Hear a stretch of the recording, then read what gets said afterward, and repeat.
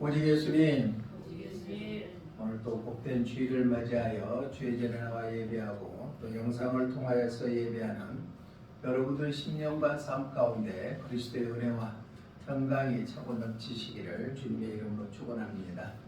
오늘 저는 마가복음 4장 26절로 29절 말씀을 통하여 자라나는 씨 비유라는 제목으로 하나님께서 주시는 은혜를 함께 나누고자 합니다. 생명이 있으면 자라나게 됩니다.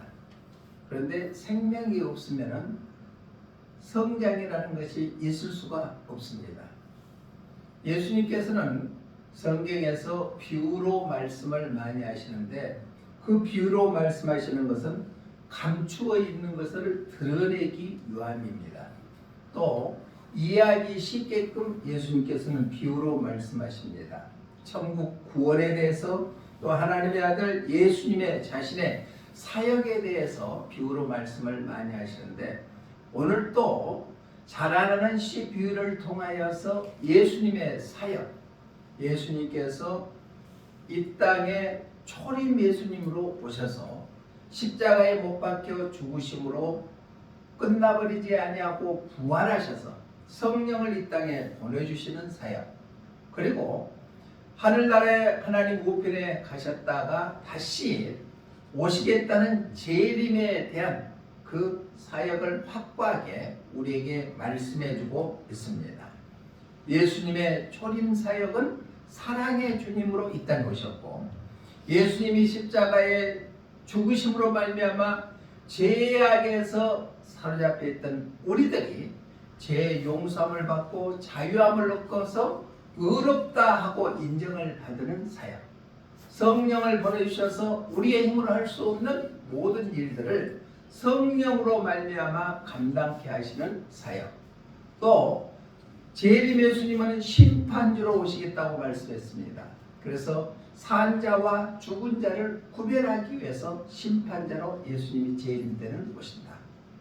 예수님의 사역을 통하여서 우리의 자신을 다시 한번 뒤돌아보고 우리가 더욱더 주님 앞에 가까이 가는 믿음으로 성숙되어 가는 그러한 믿음의 사람들이 되시기를 주님의 이름으로 부탁을 드립니다.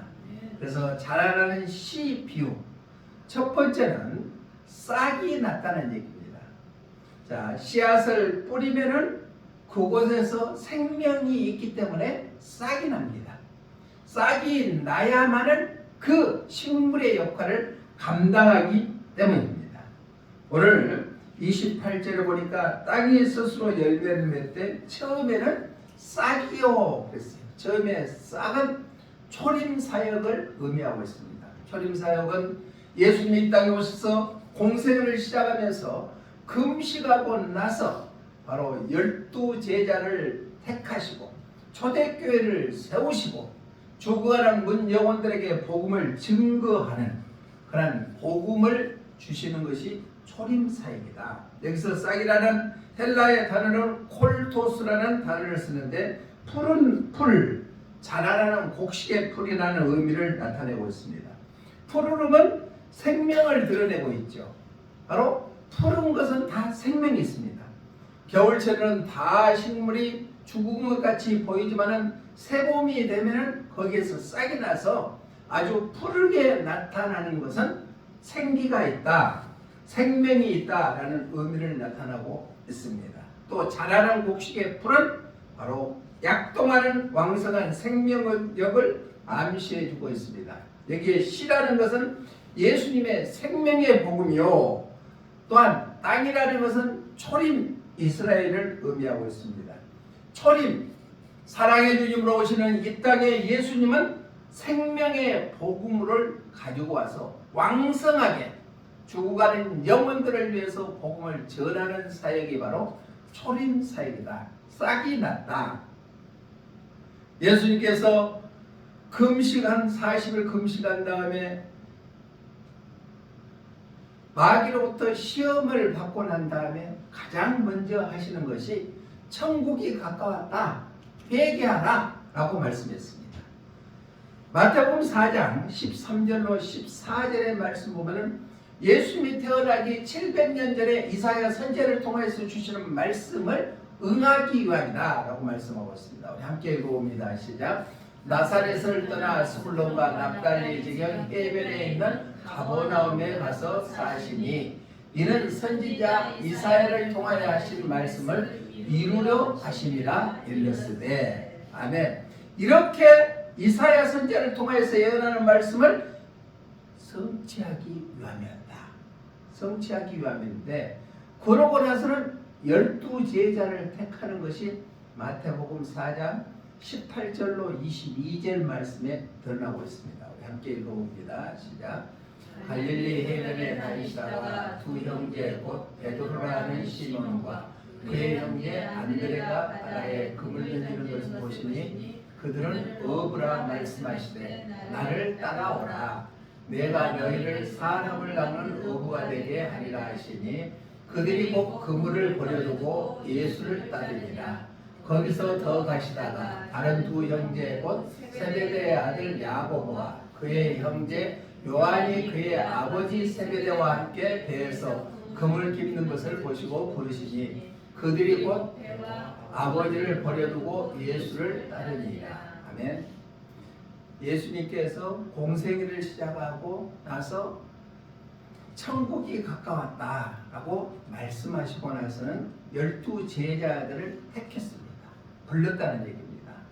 예수님이 부르실 때 12제자들은 자기가 갖고 있는 생업을 다 버리고 예수님을 따랐다고 오늘 성경은 말씀하고 있습니다.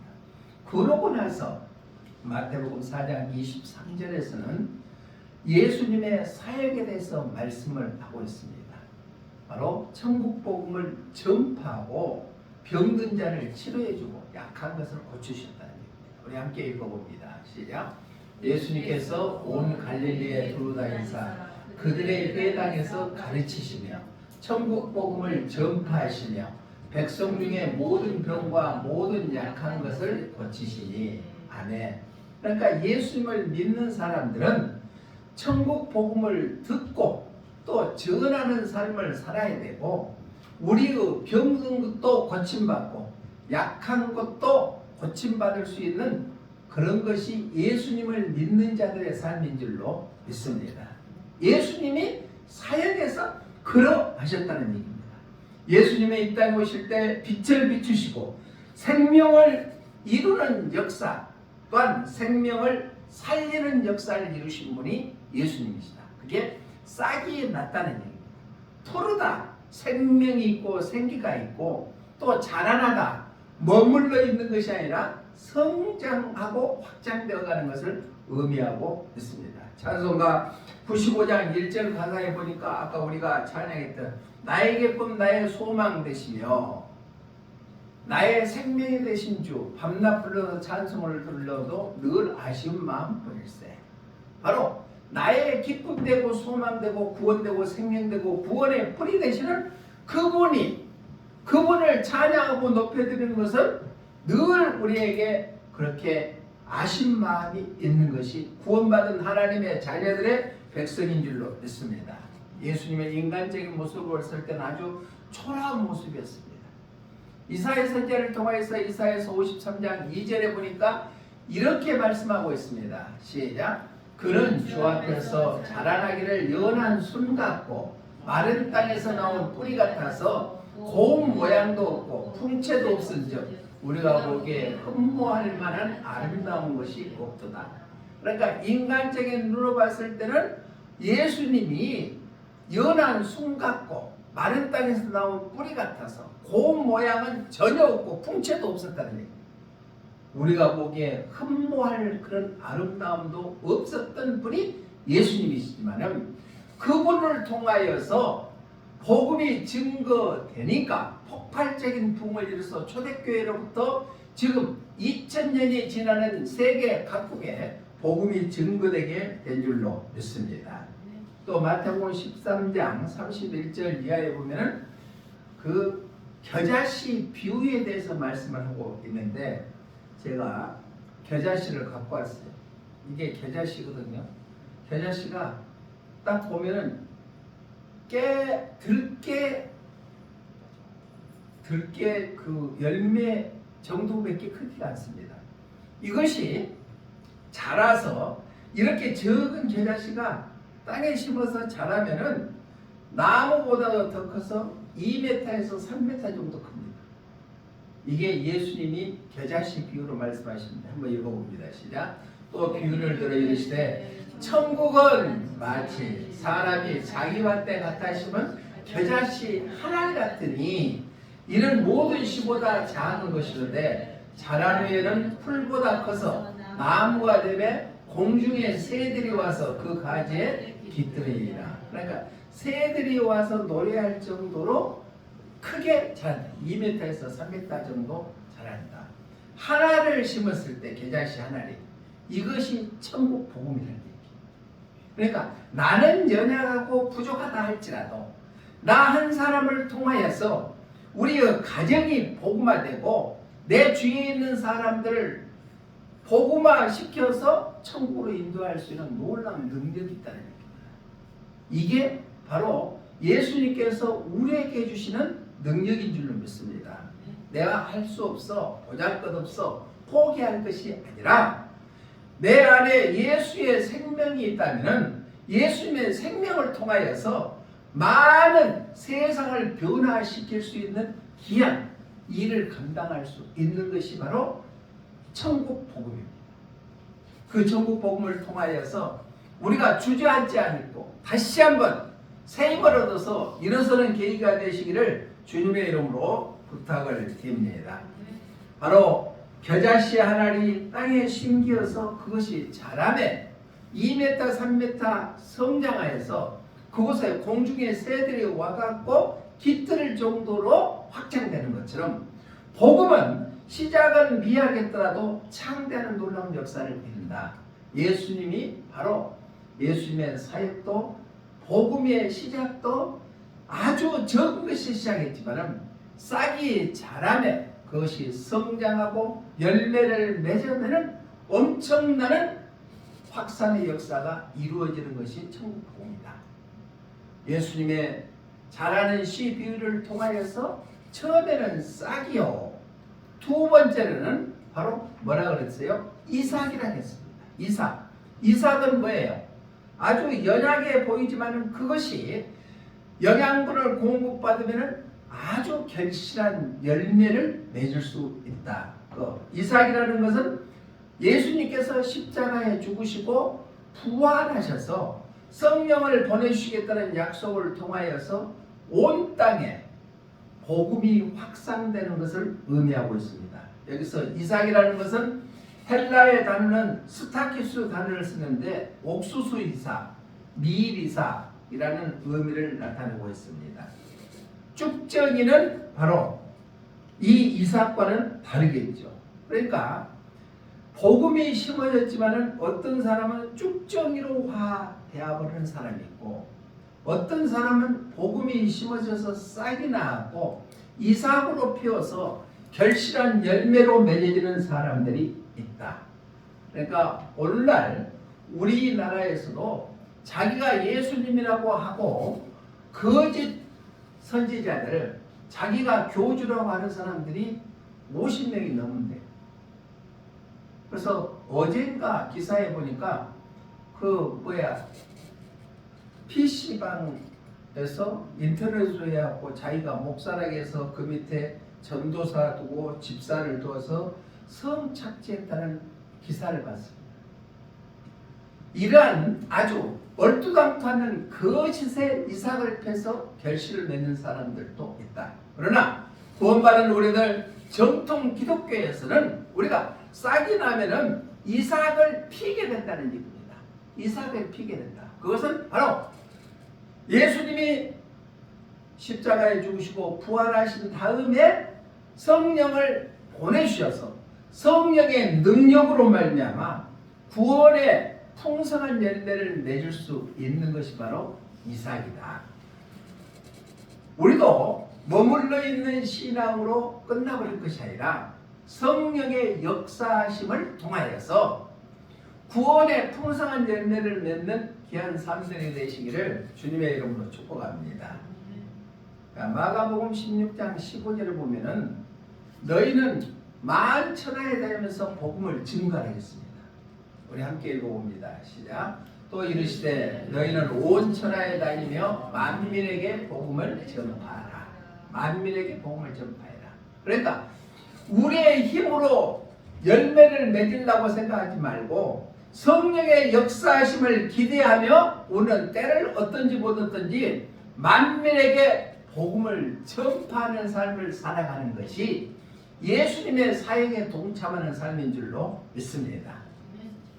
자, 성경 공부 시간에 공부하겠지만 사도행전은 성령의 역사하심을 기록하는 역사서입니다.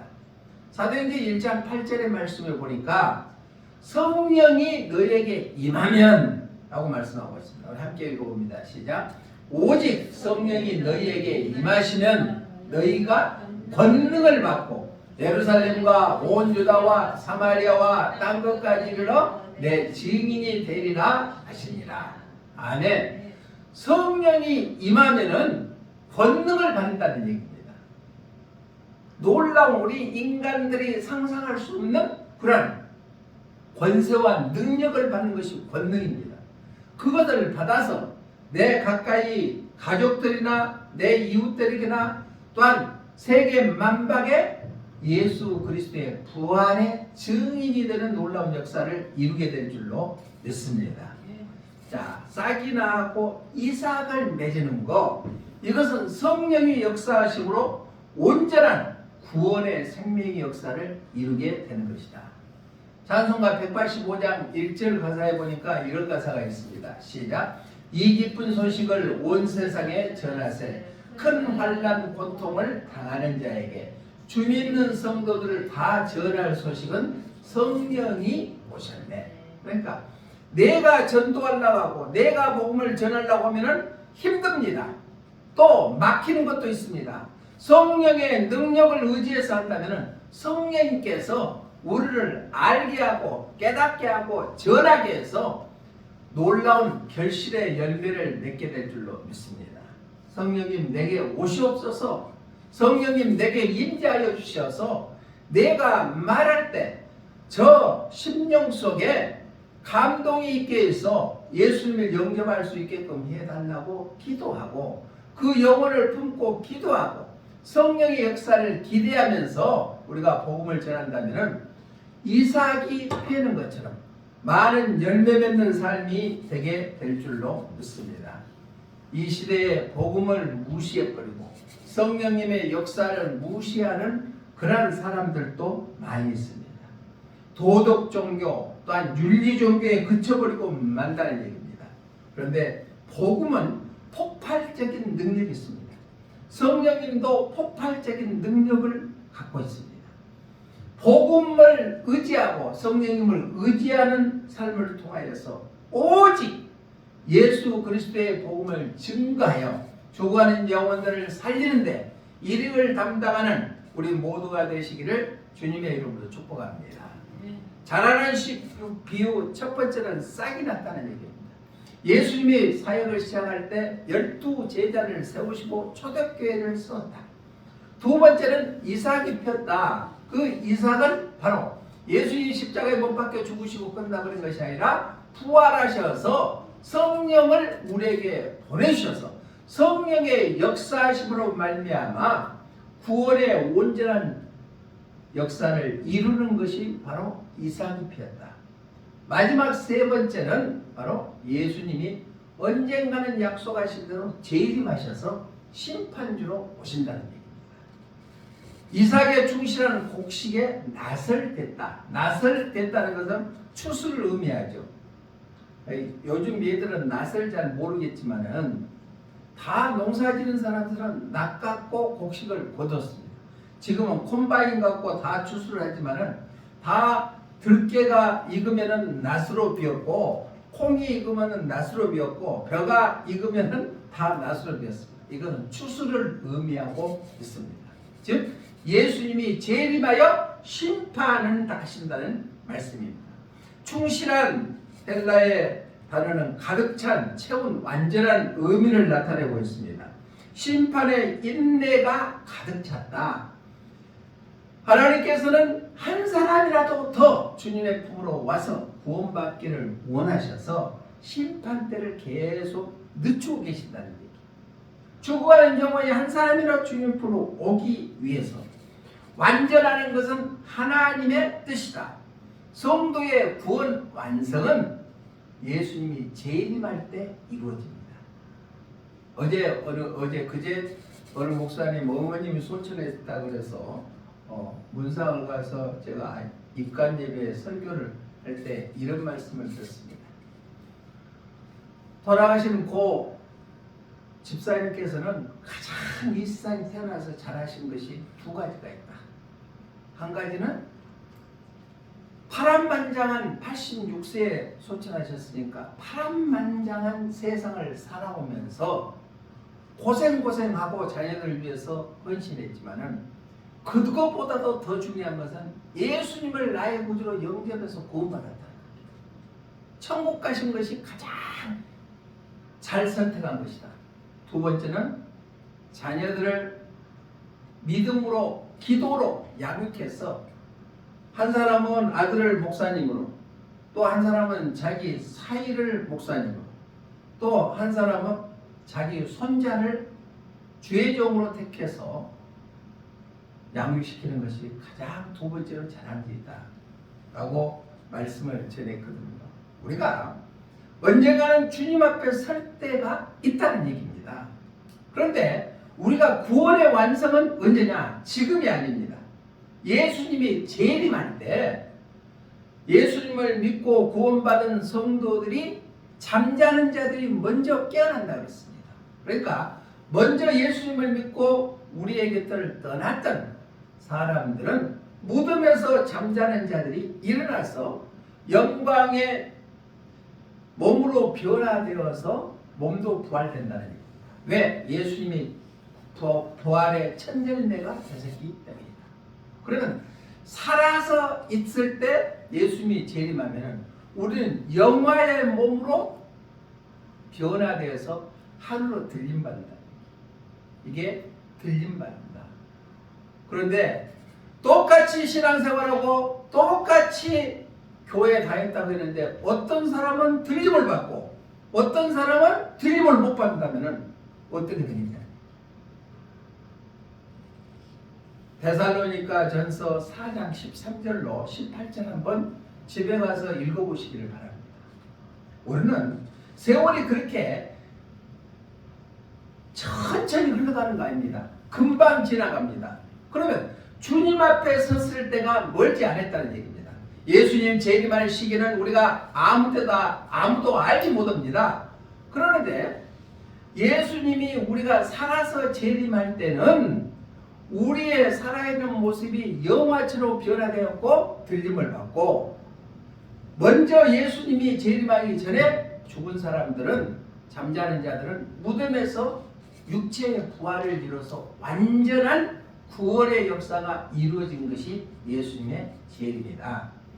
계시록 14장 13절로 20절 말씀 보면 이렇게 말씀합니다. 우리 함께 읽어봅니다. 시작. 또 내가 들으니 하늘에서 음성이 나서 이르되 기록하라. 지금 이후로 주 안에서 죽는 자들은 복이 있도다 하시네. 성령이 이르시되 그러하다. 그들이 수고를 그치고 쉬리니 이는 그들의 행한 일이 따르리라 하시더라. 또 내가 보니 흰 구름이 있고 구름 위에 인자와 같은 이가 앉았었는데 그 머리에는 금면류관이 있고 그 손에는 예리한 낫을 가졌더라. 또 다른 천사가 성전으로부터 나와 구름 위에 앉은 이를 향하여 큰 음성으로 외쳐 이르되 신의 낫을 휘둘러 거두소서. 땅의 곡식이 다 익어 거둘 때가 이르렀으니이다 하니, 구름 위에 앉으시니가 낫을 땅에 휘두르매 땅의 곡식이 거두어지리라. 또 다른 천사가 하늘에 있는 성전에서 나오는데 역시 예리한 낫을 가졌더라. 또 다스리는 다른 천사가 제단으로부터 나와 예리한 낫 가진 자를 향하여 큰 음성으로 불러 이르되 내 예리한 낫을 휘둘러 땅에 포도송이를 거두라. 그 포도가 익었느니라 하더라. 천사가 낫을 땅에 휘둘러 땅에 포도를 거두어 하나님의 진도의 큰 포도주 틀에 던지매 성 밖에서 그 털에서 피가 나서 말불리에까지 닿았고 1600 스타디온에 퍼졌더라. 아멘. 그러니까 예수님의 재림에 대해서 말씀을 하고 있었는데 그때는 낫을 갖고 예리한 낫을 통하여서 추수한다는 얘기입니다. 즉 구원받은 자와 구원받지 못하는 자를 분리시켰다는 얘기입니다. 일상 살 때는 모르죠. 그락저락 신앙생활 하다가 천국 간다고 생각하면 그것은 저는 잘 모르겠어요. 우리는 신앙생활 잘해서 꼭 천국 가야 될 줄로 믿습니다. 심판대 앞에 섰을 때 우리는 두렵고 떨리는 마음으로 된다. 구원과 심판이 철저히 분리된다. 구원의 완전한 완성은 예수님의 재림 때 이루어진다는 얘기입니다. 요즘에 우리나라는 혼란의 시대에 돌입했습니다.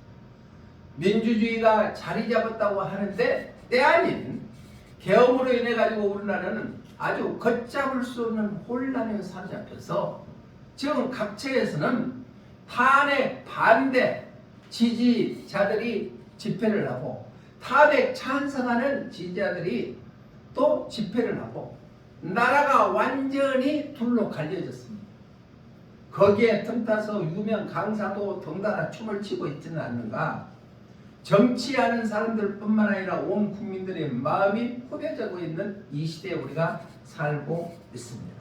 그러나 이 세상은 언젠가는 끝이 있다는 게 이게 종말입니다. 재림입니다.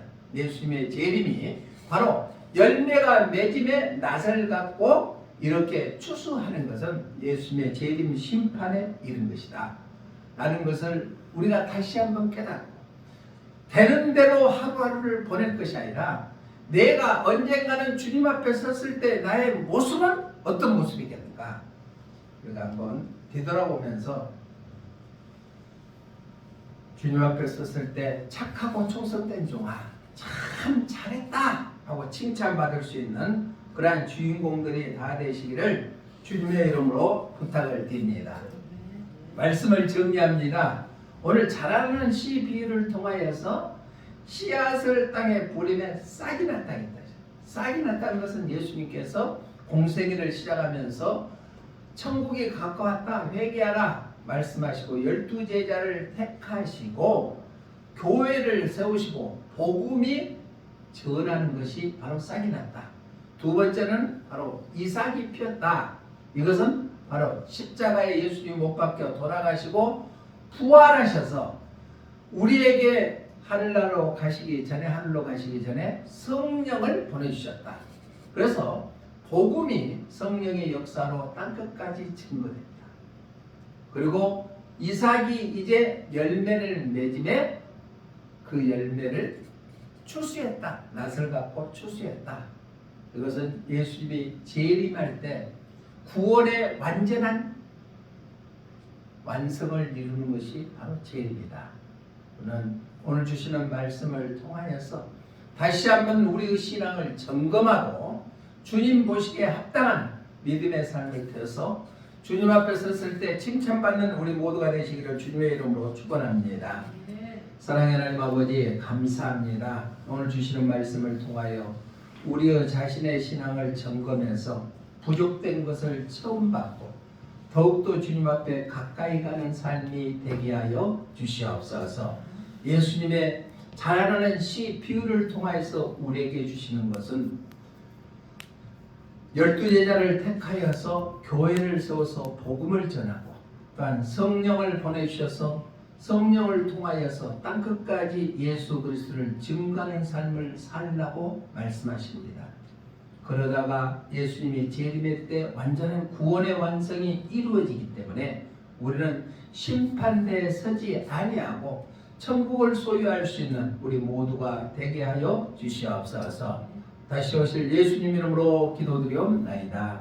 아멘.